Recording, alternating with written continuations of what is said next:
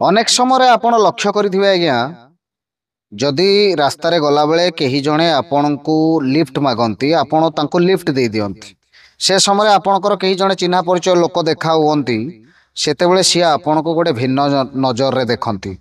ତାର କାରଣ ଇଏ କାହାକୁ ଲିଫ୍ଟ ଦେଇଦେଲା, ଇଏ ସ୍ତ୍ରୀ ଲୋକଟା କିଏ, ଏ ଝିଅ ଲୋକଟା କିଏ, ଏ ଝିଅଟା କିଏ।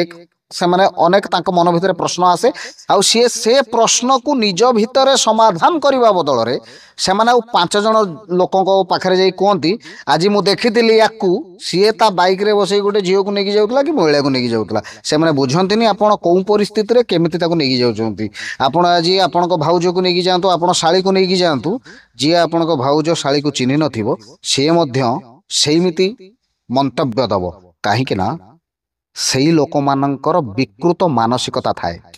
ଯେଉଁ ଲୋକମାନଙ୍କର ବିକୃତ ମାନସିକତା, ବିକୃତ ଚିନ୍ତାଧାରା ଥାଏ, ସେମାନେ ବିକୃତ ମନ୍ତବ୍ୟ ସବୁବେଳେ ଦେଇଥାନ୍ତି।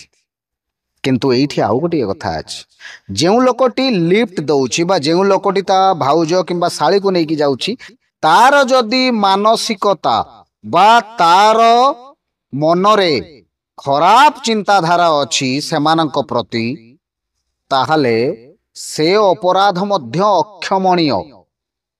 ଯେଉଁଠି ମନ ସରଳ ଏବଂ ପରିଷ୍କାର ଅଛି, ସେଇଠି ଯିଏ ଯାହା କହୁ ଆମର ଢୋ ବୋଲି ଭାବି ନେବା ଉଚିତ।